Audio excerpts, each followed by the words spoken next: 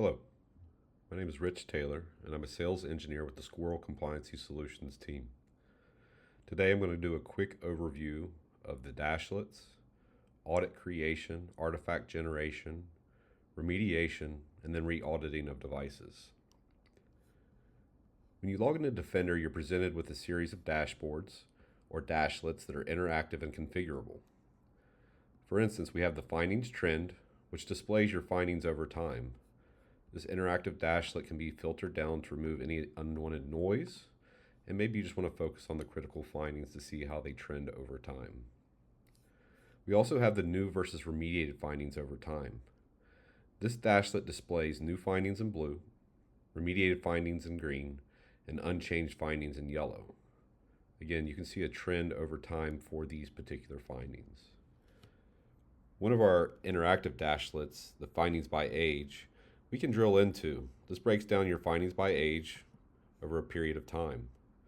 Maybe, for instance, we want to focus on those critical findings that have been open longer than 90 days. This provides a snapshot view of those critical findings that you could then share with command or report up to explain why these findings may be open or what the lingering issue associated with them may be.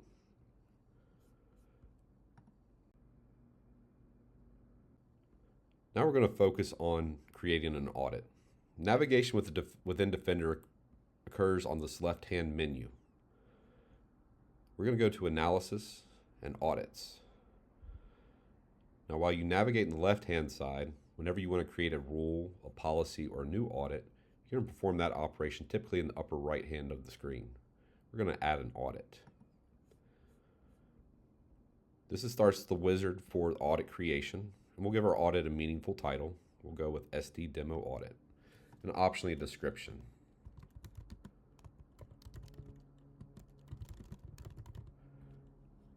You have a drop down to select security controls, which focuses on the STIGs, which is our primary focus. We also have operational process and security vulnerabilities. At the present moment, we do not have security vulnerabilities, but again, we're going to focus on security controls, which are the STIGs.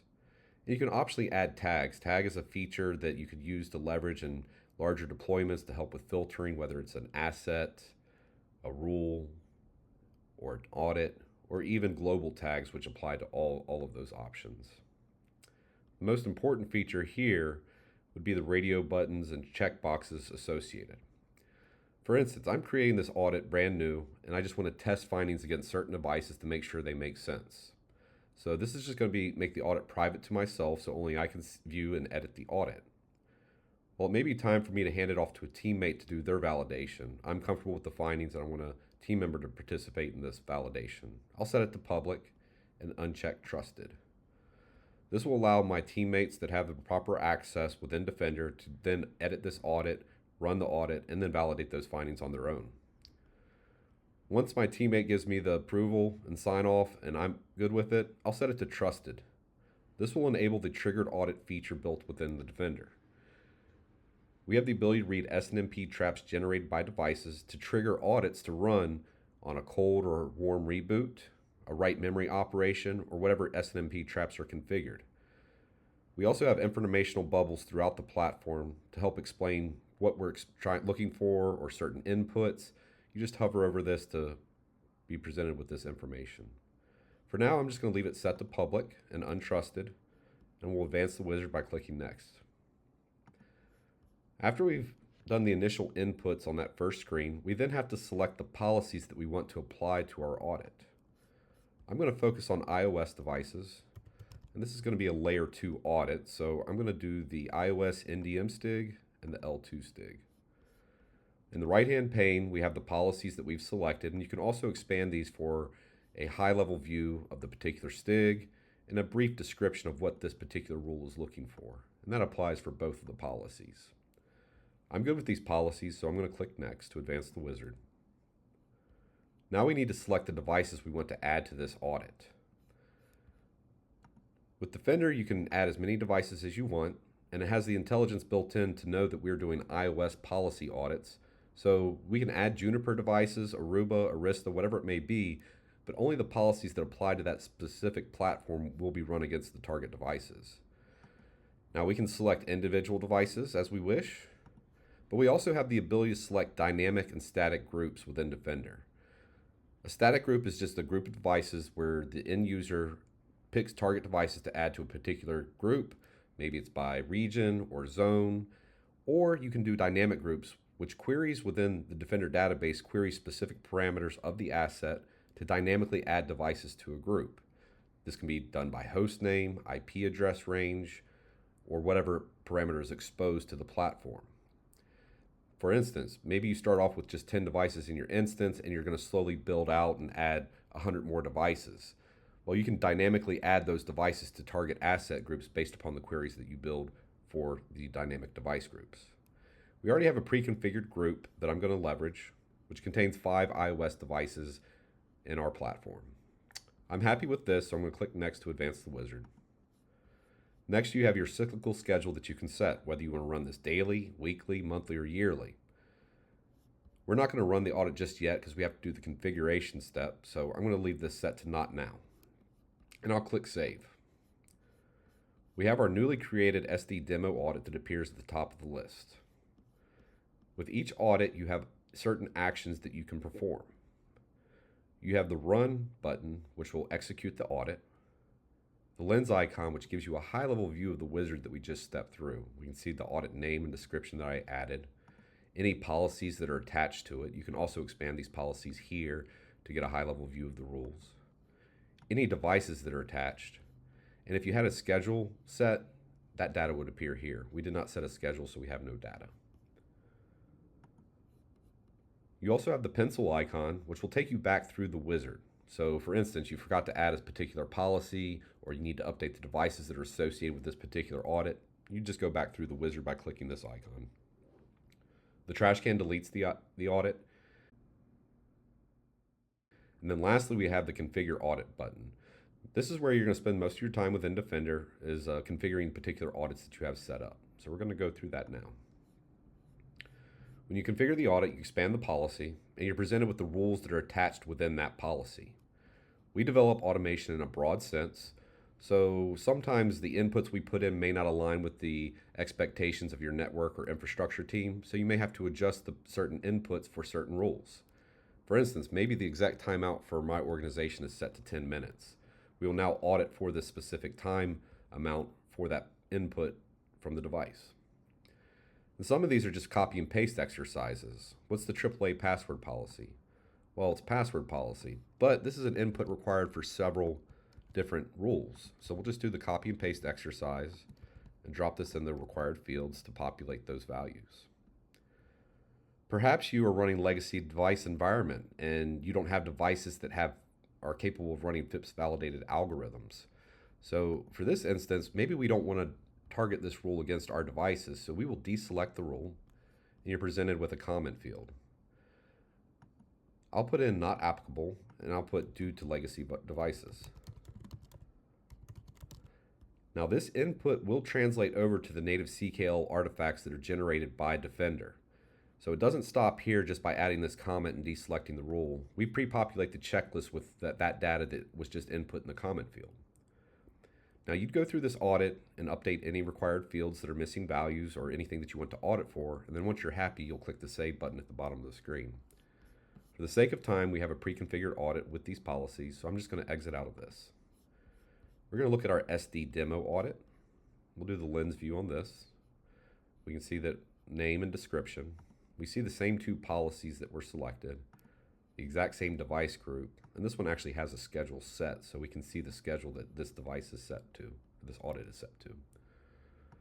I'm going to go ahead and run this audit, so I'm going to click the Execute button. We can see that the audit was successfully scheduled.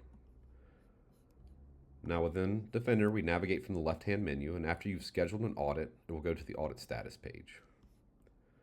We can see that at the top of the screen, we have an audit that is in progress. And let's see what the status is now. Okay. So I just audited 5 devices, and it took 16 seconds and generated 190 findings. But what are those findings? On the audit status page, you have actions you can perform against audits that have been executed. We have the findings by device, which is the first icon. We'll click on that. And then we can look at a specific device and bring up a familiar view. We click the Checklist Action button, and this is the built-in STIG viewer. We can drill down and focus in on a particular finding. We'll look at this one in particular. We can expand the finding details, and we can see that we get as granular as the interface block for reporting. We can see that several interfaces do not have UDLD enabled, and thus it's populating this field with those values. Optionally, you can add comments and save this, and then download this CKL file. Again, this is the native CKL format that's compatible with STIG Viewer 2, as well as has backwards compatibility with STIG Viewer 3. We're going to go back to the audit status page. Next, we have the findings summary. Here, we get a very granular view of the audit we just ran.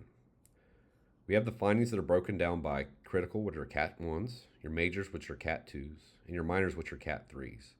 Then we also have warning and informational messages that are built in that may require user validation. For instance, we came across this configuration on your device. Please perform user validation at your end to make sure this is correct. We can also drill in even closer, and we're going to filter based upon the critical findings again because we know that how important those are. Now we filter down to the critical, and we can optionally select all of these and then export this as a CSV. You can then report this up to command or the cab to say, hey, these are the changes we're going to make within the environment. These are the commands we're going to issue against, and these are the devices. So you go ahead and get that approval from the cab to let them know that what you want to change. For now, we're going to remove the filter. And we're going to run remediation. We're going to toggle the select all button so we can select all of the findings that were generated from our audit. Then from the actions drop down, we're going to click run remediation. Inherently, Defender does not automatically run remediation upon a finding. We do require user interaction to go ahead and authorize those configuration changes. And from the fixable findings page, we have red gear icons. This allows us to edit particular inputs or update values that may have been just a placeholder. For instance, maybe this was just a placeholder value, but I actually want it to be password policy. So I'll update this. Now I can apply this to only this finding. For findings with the same rule ID, so if I had the same finding across multiple devices, it would apply it across to all of those devices. Or if I had certain remediations selected, I could apply it to just those with the same rule ID.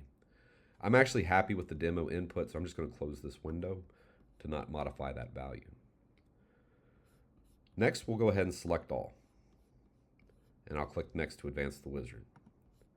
Okay. We have scheduling options. Do we want to run the remediation right now? Or do I have a change window that's coming up at a certain time that I want to go ahead and schedule this remediation to run? I'm going to run it now. And then we have commit operations.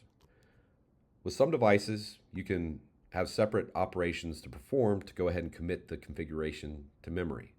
Like with Cisco, you do a write memory. Well, maybe we're not sure about some of these remediations. We want to make sure the device is stable before we commit it. So we'll leave it set to do not commit configuration changes on device. Optionally, if you knew that it was not impactful, it was just a broad level change, maybe descriptions on interfaces, you could go ahead and commit those changes and would create a separate commit job. I don't want to commit those changes, so I'm going to set it back to the do not commit option. We'll click save. You're still not done yet. Again, the user interaction piece here, are you sure you want to run these changes? Yes, I am. I'll click yes. Okay, we can see that run remediation successfully message. This means that created a remediation job on the audit status page. So I'm going to go back to audit status, refresh the page, and we can see that we have a remediation job in progress against 5 devices. Let's see where we're at now. Okay, so still 5 devices, it completed, and we have no findings. Remediation does not generate findings, only the audit itself will generate findings. But how do we know that that remediation was done correctly and removed all of our open findings? We'll go back to analysis and audits in our left-hand menu, and then we'll click our SD demo audit. Audit scheduled successfully. We'll go back to our audit status page on the left-hand menu, refresh the page, and we can see that we have an audit in progress again. Let's refresh that and see where we're at. Okay. So again, we audited 5 devices in 16 seconds, and we have no findings now. But how do we know that that's true? Well, let's take a look at our checklist. We'll go back to our device again that had no findings, bring up the internal STIG checklist viewer, and we see that all the Christmas lights are now turned to green and marked as not as findings. We can then download this checklist, or even from the audit status page, you can bulk download all of the checklist with the checklist generation button. So you can see that we created an audit, audited 5 devices in 16 seconds to generate 190 findings. We then ran that remediation, which took 18 seconds. And then we reran that audit against the same 5 devices, and it took 16 seconds. And we did all of that in under a minute.